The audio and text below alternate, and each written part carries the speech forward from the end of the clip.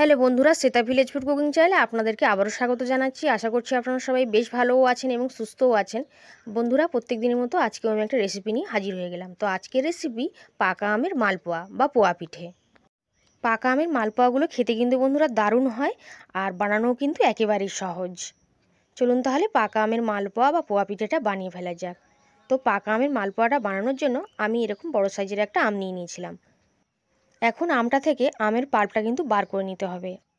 তো আমের পাল্পটাকে বের করে নেওয়ার জন্য আমি আমটাকে পিস পিস করে নিয়েছিলাম, 2 পিস করে নিয়েছি। তারপরে একটা ছাঁকনির উপরে খুব ভালো করে রেখে আমটাকে এইভাবে আমি পাল্পটাকে বের করে নেব। আপনারা কিন্তু মিক্সিতেও পেস্ট করে নিতে পারেন। তো সমস্ত আমের পাল্পটাকে আমি বার করে নিয়েছিলাম। এর থেকে বেশি আমের পাল্প কিন্তু দেওয়ার প্রয়োজন নেই। আর কালারটাও দেখুন কতটা সুন্দর। আর এখন আমি 1 বাটি পরিমাণে ময়দা মিশিয়ে দিলাম। আটা দিয়েও কিন্তু বানানো যাবে বন্ধুরা। আর দিয়ে দিচ্ছি হাফ বাটি পরিমাণে সুজি। এই মাপগুলোই কিন্তু ঠিকঠাক রাখতে হবে। আর দিয়ে দেবো হাফ বাটির চেয়ে একটু কম চিনি। চিনিটা চাইলে আপনারা কিন্তু গুঁড়ো করেও দিতে পারেন। সব কিছুকে একসঙ্গে দিয়ে খুব ভালো করে কিন্তু মিশিয়ে নিচ্ছি। বন্ধুরা, এখন তো পাকা আমেরই সময় যাচ্ছে। এখন কিন্তু প্রত্যেকটা বাজারেও কিন্তু পাকা আম পাওয়া যাচ্ছে। তো আপনারা খুব সহজেই কিন্তু এইভাবে পাকা আমের মালপোয়াটা বানিয়ে নিতে পারেন। খেতে কিন্তু অসম্ভব সুন্দর হয়। ছোট থেকে বড় সবাই খুব পছন্দ করবে।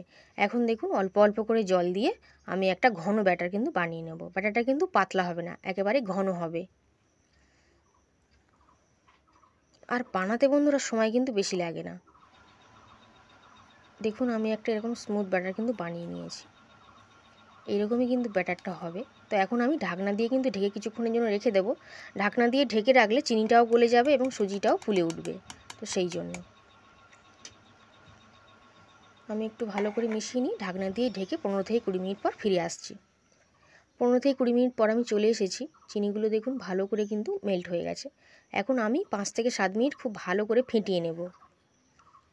যত সুন্দর করে ফেটিয়ে নেওয়া হবে মালপোয়াগুলো খেতে কিন্তু তত বেশি ভালো লাগবে। আর এখন 1 চিমটের মতন আমি বেকিং সোডা দিয়ে দিলাম, মানে খাবার সোডা। এর থেকে বেশি কিন্তু দেওয়ার প্রয়োজন নেই। আর ব্যাটারটা কিন্তু এইরকম স্মুথ ব্যাটার হবে। আর ঘনত্বটাও এরকমই হবে। বেকিং সোডা বা খাবার সোডা দেওয়ার পর আমি আরও 2 মিনিট ভালো করে কিন্তু ফেটিয়ে নিয়েছিলাম। আর ঘনত্বটা কিন্তু এইরকমই হবে। এখন মালপোয়াগুলো আমি বানাতে চলে যাব। তো মালপোয়াগুলো বানানোর জন্য কড়াইতে আমি সাদা তেল ভালো করে গরম করে নিয়েছিলাম।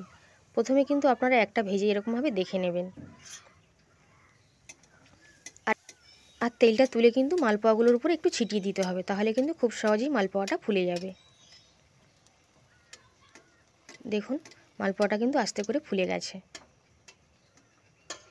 এবার উল্টে দিতে হবে।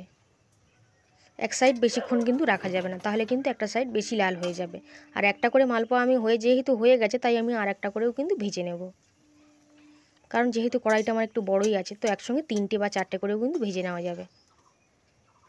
তো এদিকটাও একটু খেয়াল রাখতে হবে। আর এখানেও কিন্তু এই মালপোয়াটাকেও তেল একটু ছিটিয়ে দিতে হবে, তাহলে কিন্তু একটু সহজেই কিন্তু এরা ফুলে উঠবে। আর একটু তাড়াহুড়ো করা যাবে না, একটু ধৈর্য নিয়েই কাজটা করতে হবে। দেখুন এটাও ফুলে গেছে, তাই এটাকে কিন্তু উল্টে দিচ্ছি।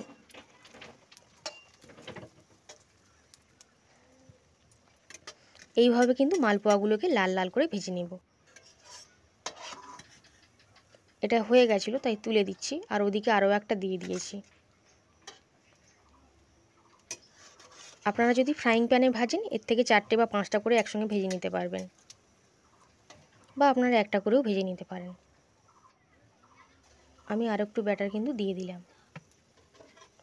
অল্প করে এইভাবে ব্যাটার দিতে হবে আর একটু তেল ছিটিয়ে দিতে হবে, তাহলেই কিন্তু মালপোয়াগুলো খুবই ফুলকো ফুলকো হবে। আর এই সাইডগুলোকে উল্টে পাল্টে দিয়েছিলাম এদেরকেও।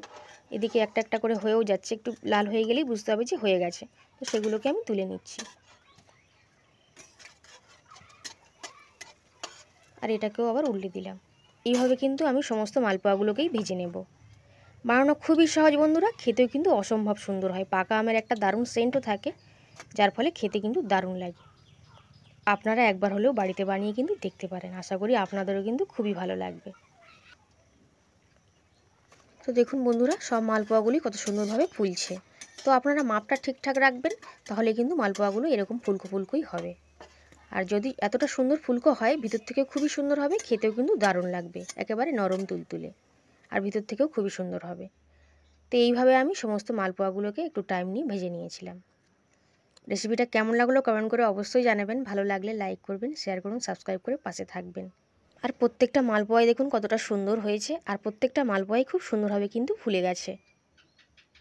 দেখতেও কত সুন্দর লাগছে, আর খেতে তো বন্ধুরা অসম্ভব সুন্দর হয়। এখন একটাকে ছিঁড়ে আমি দেখিয়ে দিচ্ছি এর ভিতর থেকেও কতটা সুন্দর হয়েছে। আশা করছি বন্ধুরা আজকে পাকা আমের মালপোয়া রেসিপিটা আপনাদের খুবই ভালো লেগেছে। যদি ভালো লেগে থাকে আপনারা অবশ্যই কিন্তু বাড়িতে বানিয়ে খেতে পারেন। আজ তাহলে এই পর্যন্তই, আবার হাজির হয়ে যাব অন্য কোনো রেসিপিতে। একদম ভিতর থেকে দেখুন পুরো জালিদারি হয়েছে। তো আজ তাহলে বন্ধুরা আসলাম, আবার হাজির হয়ে যাব অন্য কোনো রেসিপিতে।